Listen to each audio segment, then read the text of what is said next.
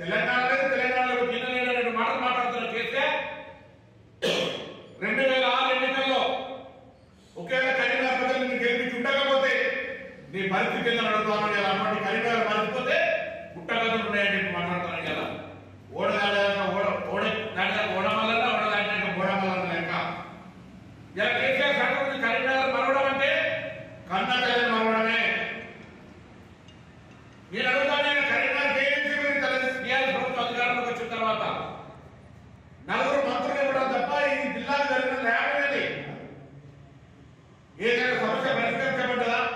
మా తర్వాత ప్రకటించిన సిద్దిపేట మెడికల్ కాలేజ్ వస్తుంది, పడగల 100 పడగల ఆసుపత్రులు వస్తాయి, అన్ని కార్యక్రమాలు జరుగుతాయి. మాకు జరగదు.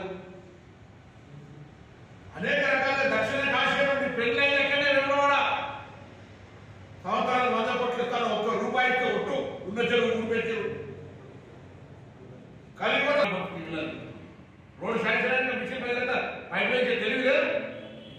ఈ విధంగా జిల్లాను అన్ని రకాలుగా విభజించుకోవడం లేదా. అదర్వైజ్ కరీంనగర్ అయితే తెలంగాణలో పెద్ద ప్రత్యేకమైనటువంటి జిల్లాగా ఉన్నాయి ఈ జిల్లాలు.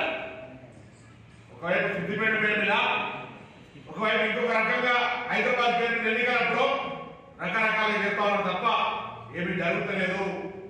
ముఖ్యంగా ఈరోజు మేము ముఖ్యమంత్రిని కొడతామని జిల్లా 4 మంత్రుల్ని దత్తమ్మ మంత్రుల్ని చవటలారా మీకు చేత కాకపోతే చెప్పండి, మాతో కాదు నిర్మాణ సమస్య పరిష్కారం చేయమని.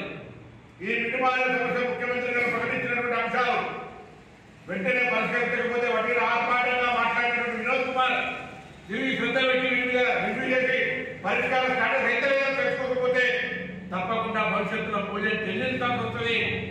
మా కార్యక్రమాలు తీవ్రంగా ఉంటాయి.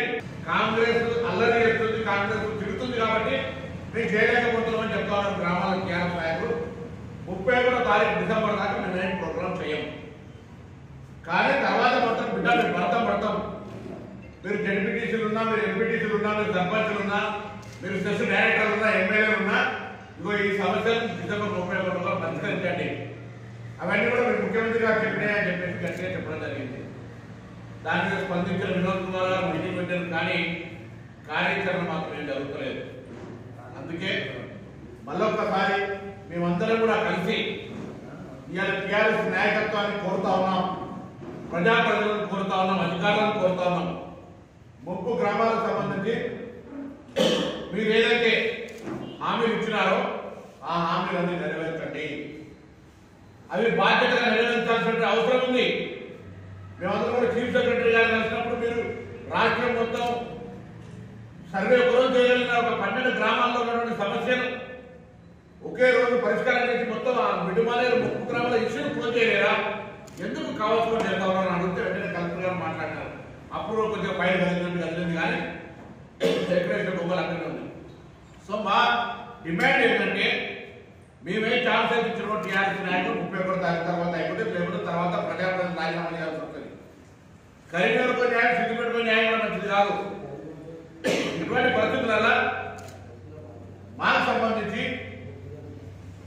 మళ్ళీ కార్యాచరణ తీసుకొని మీకు వ్యతిరేకంగా మాట్లాడే అవకాశం లేదని చెప్పి కోరుతాను.